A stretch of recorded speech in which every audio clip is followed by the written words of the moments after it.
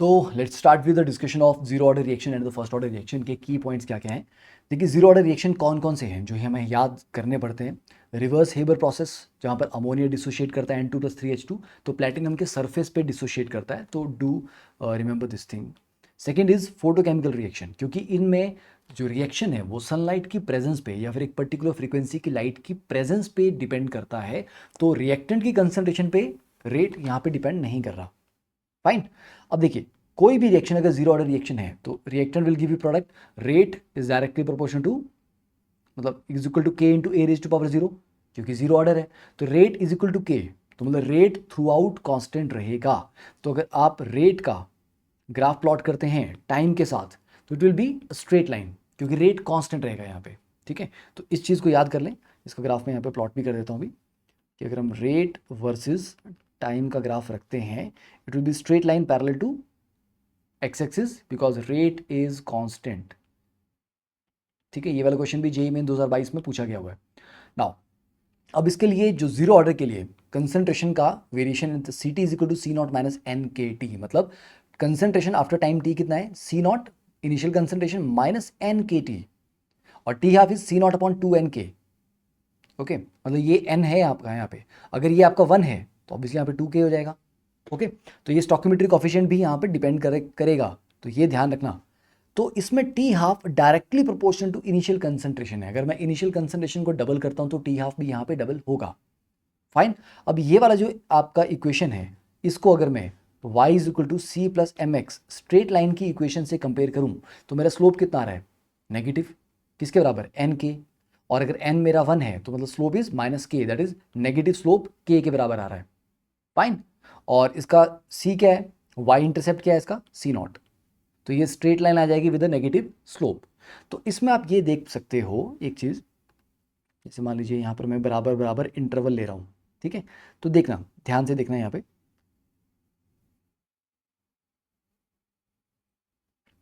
तो पहले इंटरवल में जितना ड्रॉप आ रहा है और अगले इंटरवल में कितना ड्रॉप आ रहा है। ठीक है, इसको ज़रा ध्यान से देखें। देखो, तो पहले इंटरवल में ड्रॉप इतना आया, अगले में फिर से इतना ही आया, तो सेम टाइम में बराबर ड्रॉप आ रहा है। मतलब अगर पहले 5 मिनट में कंसंट्रेशन 10 अमाउंट से घटी है तो अगले 5 मिनट में और 10 अमाउंट से घट जाएगी, तो equal drop in concentration in equal interval of time. समझे आप ये बात, कि इस टाइम में जितना ड्रॉप आया फिर से इतने ही और टाइम में इतना ही और ड्रॉप आएगा। ठीक है, तो टी हाफ सी नॉट के साथ डायरेक्टली प्रोपोर्शनल है, ये इसका ग्राफ आ गया।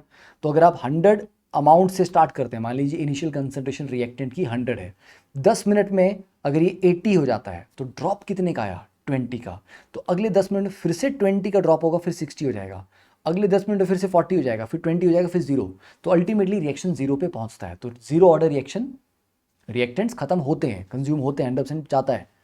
और अगर जैसे मान लीजिए टी टाइम में ये 100 से 60 हो गया, मतलब 40 का ड्रॉप आया, तो अगले टी टाइम में फिर से 40 का ड्रॉप आएगा, तो अगले टी टाइम में अब 40 तो बचे ही नहीं है, तो कि टी टाइम में 40 का ड्रॉप आ रहा है तो टी बाई 2 में 20 का ड्रॉप आएगा, तो इतने टाइम में ये रिएक्शन खत्म हो जाएगा। नेक्स्ट बात करते हैं फर्स्ट ऑर्डर रिएक्शन की। तो कुछ इसकी इंपॉर्टेंट रिएक्शन लाइक N2O5 का thermal decomposition to give you NO2 plus O2, NO2 plus CO gives you NO plus CO2। फिर जितने भी रेडियो एक्टिव डीकेज होते हैं, द डिकम्पोजिशन ऑफ Cl2O7 है ना, जिसमें Cl2 प्लस O2 बनता है, एंड डिकम्पोजिशन ऑफ H2O2, ये सारे के सारे फर्स्ट ऑर्डर काइनेटिक्स को फॉलो करते हैं। अब यहाँ पर रेट क्योंकि डायरेक्टली प्रोपोर्शनल टू कंसंट्रेशन है, तो rate is equal to K A raise to power 1, C T is equal to C not E raise to power minus K T. तो स्ट्रेट लाइन इक्वेशन नहीं है, यहाँ पर जो drop आ रहा है कंसंट्रेशन का वो एक्सपोनेंशियल ड्रॉप आ रहा है, मतलब शुरुआत में रिएक्शन बहुत फास्ट है, धीरे धीरे धीरे धीरे थोड़ा थोड़ा स्लो होता जा रहा है। तो शुरुआती दौर में कंसंट्रेशन के ड्रॉप करने की जो स्पीड है वो बहुत ही ज़्यादा है, फिर धीरे धीरे कम हो रही है। तो देखो रेट कितना होता है, D C by D T, तो कंसंट्रेशन वर्सेस टाइम ग्राफ का जो स्लोप है उसी को तो रेट कहते हैं। तो अगर मुझे रेट इंस्टेंटेनियस चाहिए, मान लीजिए इस पॉइंट पे मुझे रेट चाहिए इंस्टेंटेनियस, तो इस पॉइंट पे मैं एक टेंजेंट ड्रॉ करूंगा, उस टेंजेंट का स्लोप निकालूंगा, that will give me instantaneous rate. और अगर मुझे एवरेज रेट निकालना हो, मान लीजिए इस और इस पॉइंट के बीच का एवरेज रेट निकालना हो, तो मैं दोनों को स्ट्रेट लाइन से कनेक्ट करूंगा और इस स्ट्रेट लाइन की मैं स्लोप कैलकुलेट कर लूंगा। ठीक है, ये क्लियर है। तो कंसंट्रेशन एक्सपोनेंशियल ड्रॉप कर रहा है, k is equal to 2.303 upon T log C not upon C T.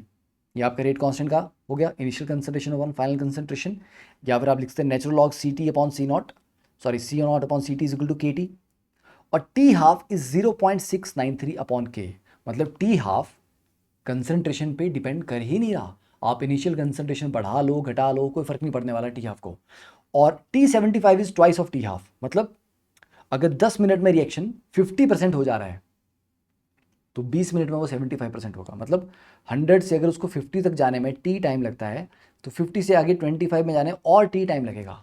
तो ये लॉजिक समझ नहीं आया सर, ये क्या?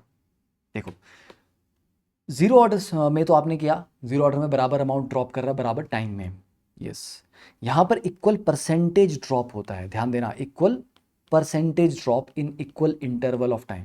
चलो ये भी आपको एक्सप्लेन कर दूंगा, पर ये वाली जो इक्वेशन थी इसको अगर आप रीअरेंज करें और स्ट्रेट लाइन से कंपेयर कर रहे हैं तो natural log C T versus time, ये आपके पास स्ट्रेट लाइन आती है विद अ नेगेटिव स्लोप, और natural log C naught by C T with time ये आपका straight line with a positive slope, ये वाला, ठीक है। ये हो जाएगा, रिवीजन ही हो रहा है तो प्लीज डू नॉट एक्सपेक्ट के डिटेल में हम यहाँ पे कुछ डिस्कस करेंगे।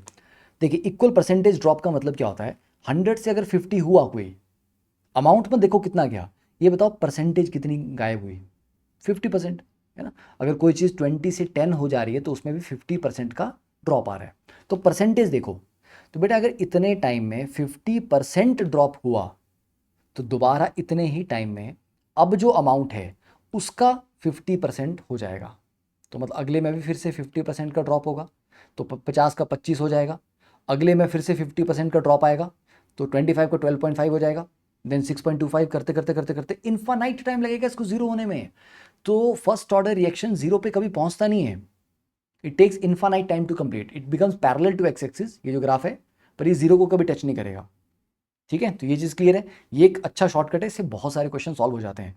बाकी गैस फेज रिएक्शन पे भी क्वेश्चन आते हैं, गैस फेज रिएक्शन का कोई बाय डिफॉल्ट फॉर्मूला नहीं, आपको फॉर्मूला डिराइव करना पड़ता है। देखो जैसे 2N2O5 gases gives you 4NO2 plus O2, balanced equation है। अगर इनिशियल प्रेशर आपको P नॉट दिया गया है तो इन दोनों का जीरो होगा, तो इसके 2 मोल हैं तो P नॉट माइनस 2P, इसके 4 जनरेट कर रहे हैं तो 4P, इसका 1 मोल जनरेट कर रहे हैं तो P। तो after some time T total pressure कितना है, इन सबको ऐड कर दीजिए, तो total pressure after time T कितना आ जाएगा, P नॉट प्लस 3P, और इसको हमने PT कहा। अब देखिए जो आपका फॉर्मूला था K is equal to 2.303 divide by T log C naught upon CT, है ना। इनिशियल कंसंट्रेशन को ना इनिशियल प्रेशर से रिलेट कर लो, तो कंसंट्रेशन की जगह प्रेशर आ जाएगा तो ऊपर आ जाएगा P नॉट, और CT की जगह क्या आ जाएगा, CT की जगह आ जाएगा फाइनल, ये मत बोल देना PT आ जाएगा, नहीं, PT is a total pressure. ये CT क्या था, CT था concentration at time T of reactants, तो इसकी जगह आ जाएगा pressure at time T of reactant, वो ये है, ठीक है। तो यहां पे P नॉट माइनस 2P आएगा, ओके। तो इस इक्वेशन से देखें 3P किसके बराबर आ रहा है, PT माइनस P नॉट, तो P किसके बराबर आ रहा है, PT minus P not upon 3। तो ये जो P की वैल्यू है इसको हम यहां पर एक्सप्रेशन में पुट करेंगे, क्यों, क्योंकि आपको क्वेश्चन में टोटल प्रेशर जनरली दिया होता है और इनिशियल प्रेशर आपको दिया होता है, ये जो है ये टर्म नहीं आपको पता, तो ये जो P है आपको इसे PT और P नॉट के एक्सप्रेशन में कन्वर्ट करना होगा, ठीक है, and then you can get this formula.